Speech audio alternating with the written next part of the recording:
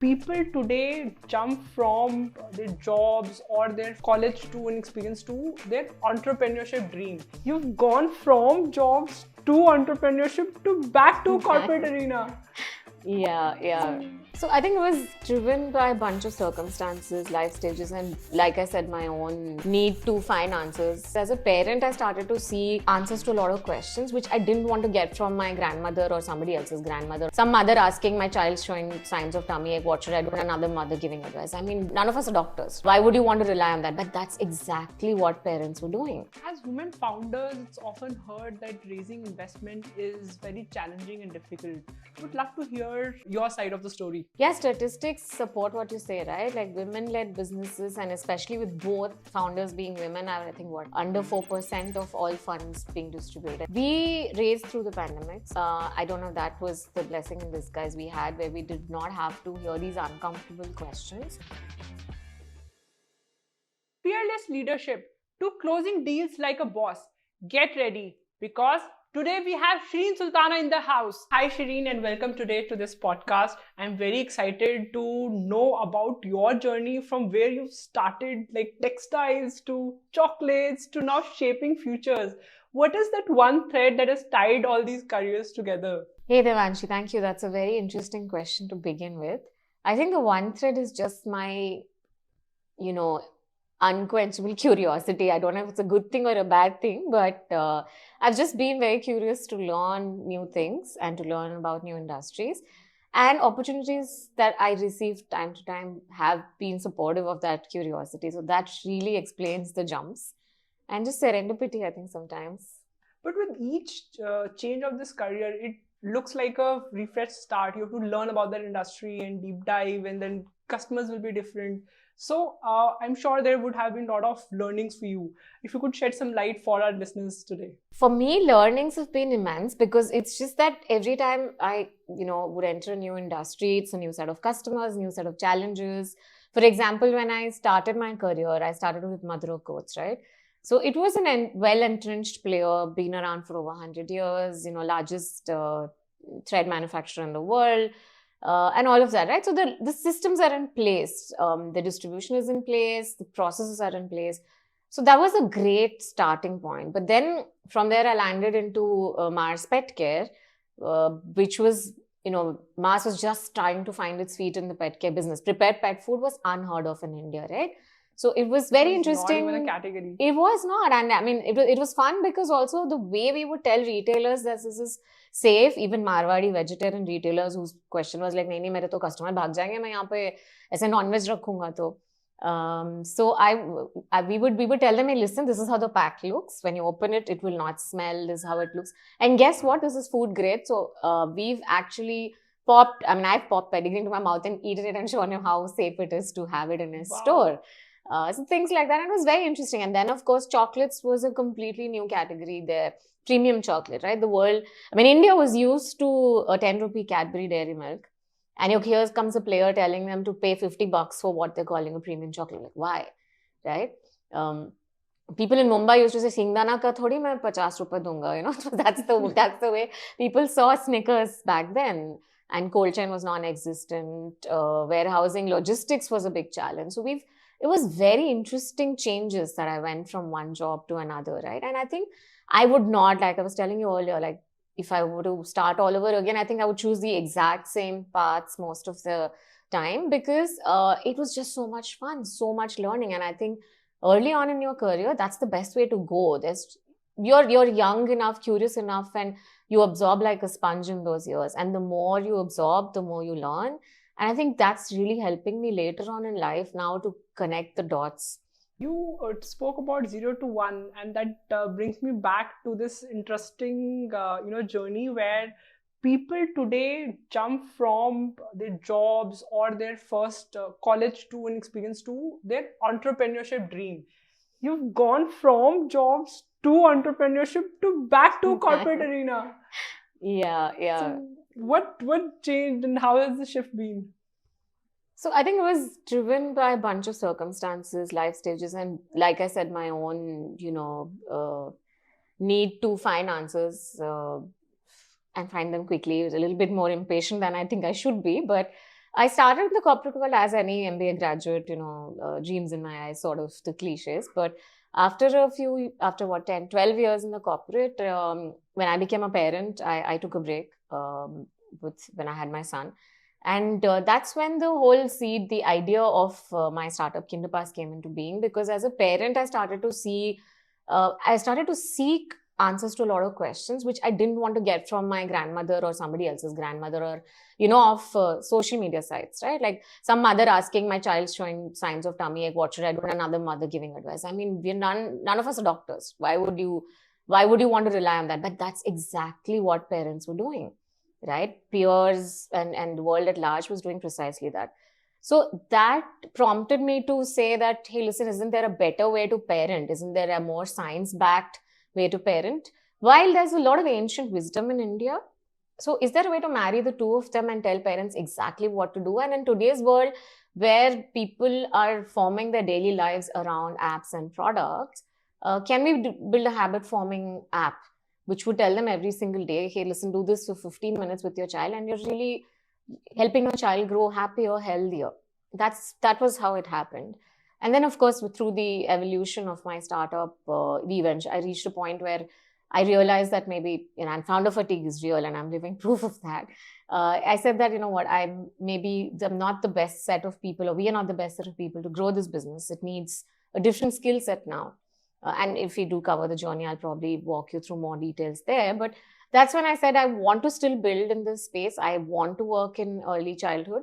And what is a better way to do it is to join hands with someone who's doing it and has been doing it for a while. And that's how Clay comes into the picture.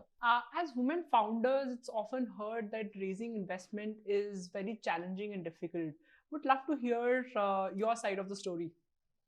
Yeah, statistics support what you say, right? Like women-led businesses, and especially with both founders being women, I think under 4% of all funds being distributed, especially VC capital, etc., but VC funds, etc. But we raised through the pandemic. So I don't know if that was the blessing in disguise we had, where we did not have to hear these uncomfortable questions asked on Zoom.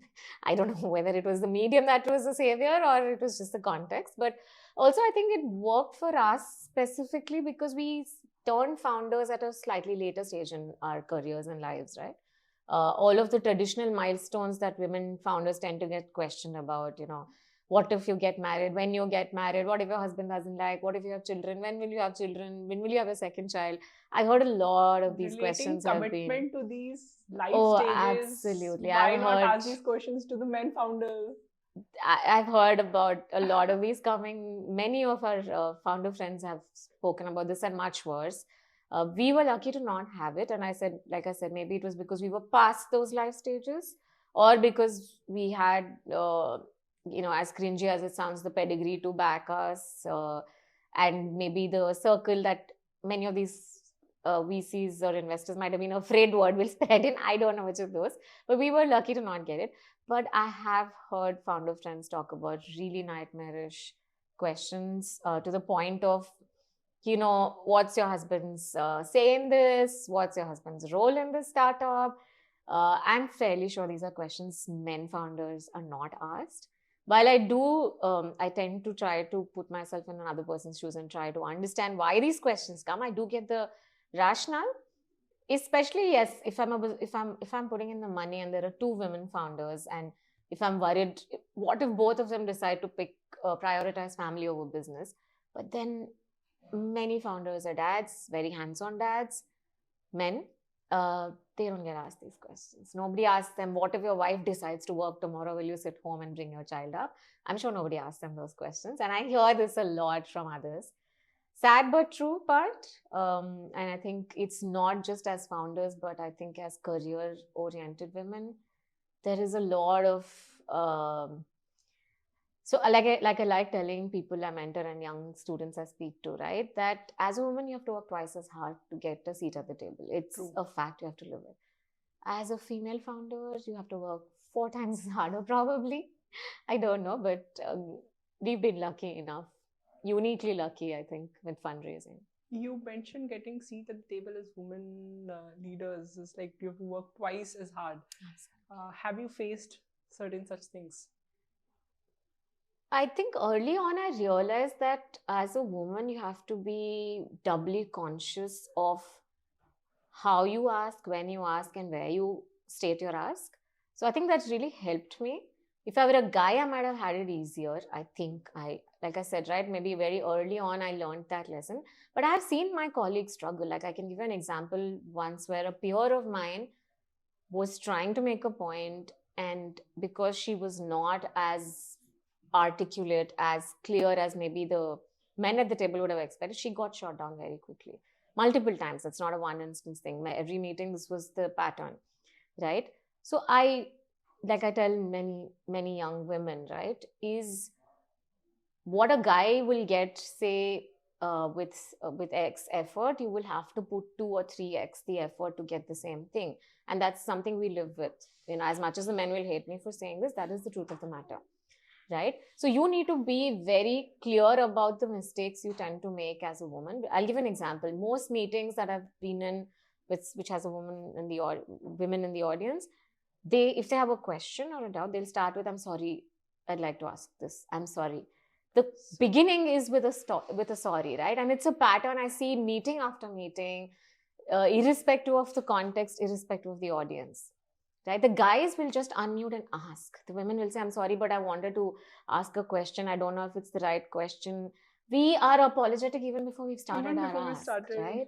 I don't know. I mean, there is a lot of conditioning, etc., upbringing, a lot of factors that go into play. But I think, therefore, when you come in as a woman into a business scenario or into a corporate career, irrespective of what that industry might be, or you're a founder or a business owner, you just have to work so much harder into not making those mistakes, right?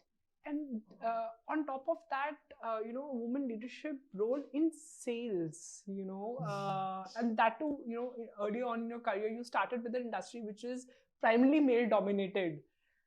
It would have come with its own set of challenges. So how did you, there's like a bunch of overcome it?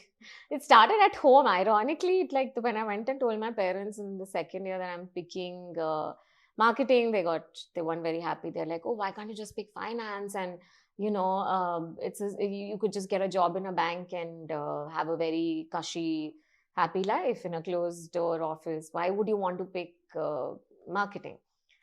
It took me forever to convince them that this is what I like to do. I'm not looking at how am I going to make money or what's my life going to be comfortable like. So it starts at home, right? I mean, if you're a woman, you're expected to choose the safe path, whether you like it or not. It's a safe path. I did not do that. And career inside a room which is AC. Oh yeah. Today I am, finally, right? I mean, after all those years and sweating it out. But my first job, like you said, absolutely right, started with probably a lot of legwork. Madhura Coats was my first job, and their management training program is one of the, back then I used to be told, is most coveted, and also the fairly hard one, because we used to stand in for every role starting from the sales rep on the street. So like I've lived out of a hotel in Hubli for a month, travel door to door selling threads as a sales rep, things like that. And it was very interesting, and I would not change anything about that. And from there on, as a sales manager, I was one woman in 50 in a room of 50 sales heads, right? So I remember my HR head at Madhura Coats, he was the director of HR, used to, we went back to campuses to recruit, and he would take me as his exhibit A, as he liked to call. Because he's like, "You're the only woman, Exhibit and I want A. more women to come into sales." And that's how it was, right? Now it's very heartening to see the number of women in the workforce. While statistics still don't support us, our women in the labor force participation rate is at its lowest in about 10 years, ironically. But I mean, in sales and in many different functions which are traditionally male, I see a lot more women, and that is very heartening. You're very right. Though the talk has usually started, in leadership, the next set of leadership profiles that are going to come, empathy is going to be very key towards, being a good leader. And it's said that women leaders show a higher rate of empathy, which will be key towards the future. That is very true. But ironically, while you still see a higher number of women at the start of career at the bottom of the corporate ladder. As you get higher, you still don't see as many women, right? Even today, I work in an industry today which is predominantly female, right? Like over 90% of Clay's employees are women. But in the leadership, we are still about, I would say, about 40%, 30%. And that's probably the highest in many industries. But as you, across industries that I've worked in, right, you will see lesser and lesser women. And I agree with Indranui. I'm sure I will be dragged through the mud for saying this, but you cannot have it all, right? The reason it works for men is that men have internalized the fact that they cannot have it all. It's not that men succeed in corporate careers because they hate being dads. I mean, not all, that's not true for all men, just like this is not true for all women, right? It's just that they've internalized that, okay, I have to deliver here and this is what is my primary responsibility. Therefore, I cannot be a very hands-on father. Many of them are still trying to do that balancing act and really well. Similarly, as a career-oriented woman, there are compromises you will have to make. You will have to make peace with, or you have to have a very strong support system to rely on, right? And I'm lucky to have been blessed with that, because if I'm here today, while I work, it's my husband who's the primary parent for my now nearly 13-year-old son, right? And it's not easy to get that kind of support. Not every woman gets that kind of support. We need more such husbands. Oh, absolutely. I'm really lucky and blessed like that. So today, if you were to raise funds, what are 3 sentences that would convince the investor to give you those funds? I think for every founder, right, that desire to solve this problem. Like, I can't go to bed because this problem is still not solved and the best way possible. I think that passion comes through, right? When I also meet other founders, budding, aspiring entrepreneurs, it is not, so there are 2 categories of young people I meet these days, right? And many of these startup events. There's some who want to start up because it's a cool thing to do. And there are some who feel, I know how to solve this and I can't believe somebody else is not solving this, right?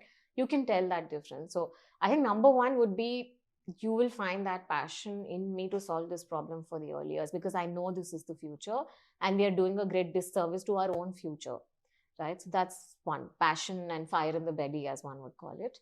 Second is, like you started out, right? Just the checkered experience I've had, I think puts me in a better place in understanding multiple industries and understanding problems. So what happens is that I think my greatest strength is the ability to get a bird's eye view, yet swoop down and get into as much micro detail as I can. And I think that's a good mix to have as a founder. You need to know when to rise above and when to really go deep, like 100 feet deep. So I think those are the 2 things. And of course, the experience of having done this earlier, having raised a little, ran a little, built a little, changed a little, and pivoted thrice through my startup journey, I think should be enough for someone to punt on me, I guess. So I'm sure, convincing an investor or parent is very, very different. What have you found more easier? The easiest thing for me as a founder has been convincing an investor who's a parent to a toddler. That was the easiest one. My first check came from an investor who was a parent to a toddler who had neurodivergence, right? And that really brought the other checks in. And that was one of my biggest lessons in my fundraising journey, is all you need is that one investor who not just understands your problem that you're trying to solve, but also empathizes and relates with the problem that you're trying to solve. So people back, causes or businesses that they absolutely that they believe in and that they relate with, right? And that's how it happened. Very lucky to have found such investors who were invested in the concept itself. So, if you could share certain learnings of how you've implemented, being closer to customer in your journey now. See, every single day, right? Today, I think it's not a question that it's restricted to people building brands, right? People working in marketing. I think every individual who's running a business, building a business, whether they're building it for themselves or for somebody else, needs to know who they're doing it for, why they're doing it, right? And how should they be doing it the best way? And that comes from the customer. At the end of the day, as cliche as it sounds, customer is not just king, customer is God. Customer is everything, because if they choose to walk away, Today, it's even more difficult to bring them back. So when you get your proposition out, getting it right the first time is very critical. And that comes from understanding your customers' behaviors, their pain points, what are their options, choices available, how is that problem being solved today, who's solving it, and why is the customer choosing that particular provider, right? And these are learnings that I have built over time in all of these years. From telecom, pick it, or go to ISB, where I think the customers were very different, right? We were talking to heads of HR of multinational, multi-billion-dollar companies whose needs were very different from what you would go to, say, a small business owner. And therefore, I think from building products to knowing how to sell them and to knowing how to fix the problems that your product might have is all going to come from that one person that is your customer. So I feel like it is not restricted to marketers anymore. Business owners will do really well, not just in the 0 to 1, but 1 to 100 stages as well, or 1 to 10, 10 to 100 as well, if they know what their customer wants. And that changes. It's dynamic. Therefore, saying, hey, listen, I did consumer research when I was starting up, I have all the answers, is probably the most foolish way to do it. Because in this fast evolving world, right, it's in the VUCA world, it's like customers are also changing as fast, and their wants are changing as fast. So if today you were given unlimited budget for marketing, what is that one over the top thing you would want to do? Well, I love that question. I mean, it's at least in my imagination, I think a lot of marketing dollars would be a nice thing to have. So at Clay, our endeavor is really to help working families, right? And I think having spent the last so many years in early childhood, I see the tremendous potential of doing justice to every child's upbringing, right?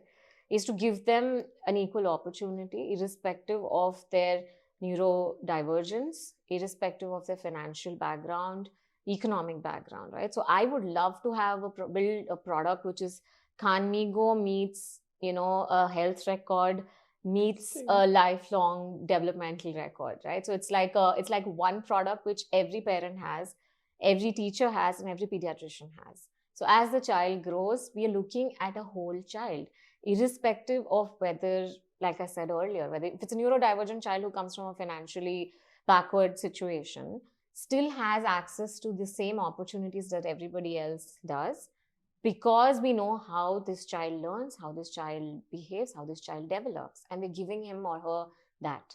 So I would love to build something like that for every child in India. Education will become very, very personalized to the child also. Parents will know what to prefer, what not to prefer, how to give time, what to give time on. It will be a game changer platform. Absolutely. Like Kanmigo, Salkhan is doing it with Kanmigo as a sort of an AI assistant to teachers. But just imagine that clubbed with development, right? Health, development, and education product rolled into one. I would love for every Indian parent to have that. Interesting. So I'm sure you see a lot of campaigns happening, and since you've been through a lot of industries, from textile to FMCG to B2B to then EdTech to now early childhood development also. So what is that marketing insight or a marketing campaign or a marketing strategy that you think was really awesome and you would want to try it in a different industry also? Or something that I have worked on, or something that I've seen and want to try? Or you've worked on. So I like some of these very interesting viral campaigns that we get to hear about over time, right? So I would love to try something like that in India. For example, I don't know if you've heard of this McDonald's installation where people would walk past. There was no branding, none whatsoever. There was just a high footfall area outdoors. There was just this setup which, when people would walk past, would smell of fries, right? And people would walk past and they were like, what are you smelling? I'm smelling McD fries, McFries, right? And that's strong brand building. You've not put the golden arches, you've not put Ron there, nothing, right? But people know it just by the smell. I would love to bring something like that to India. I mean, it would be an amazing challenge to be able to do that. For example, today I would love for every Clay center to smell, look, and feel the same way. That when a parent walks in, a child walks in, he or she knows that I'm inside a Clay center. I would So love to be experience. able to experience sensorial experiences for children are enriching, long-lasting, developmentally appropriate. I would love for that to happen here. Plus, then it becomes like a home. to them. Absolutely, yeah. It is their second home. That's the idea also. As a founder who has been there, done that, what is that one warning that you would like to give the next aspiring founders today? So I think there are two parts to it. One is when you get in, know what out means and looks like, right? Like what is the exit you have in mind? And when I say exit, I don't mean, hey, listen, I want a 10x exit, etc. No. Who are you building for? Is it to grow this to whatever size? Is it for this to become something else, to feed into some other business model? So keep that, the door out, the way out in mind when you're building. And I think that's something we didn't do. We went with very lofty goals, but I think that's something I would change as I go in.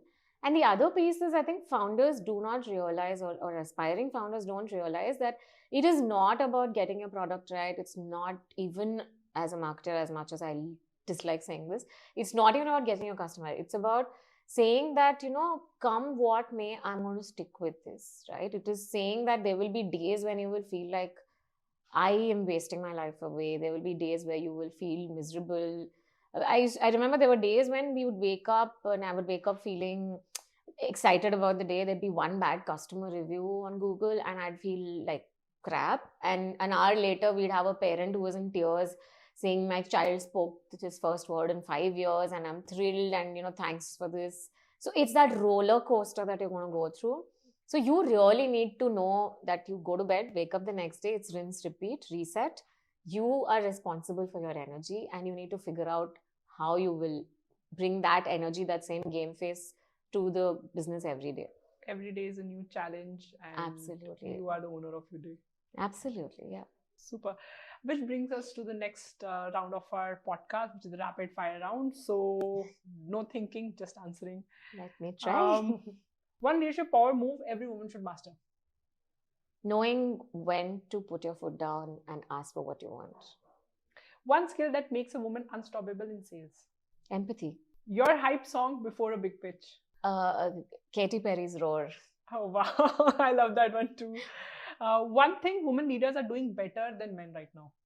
Taking people with them. I mean, with this whole, like I said earlier, with empathy, right? That's how you work together, you build together, you grow together.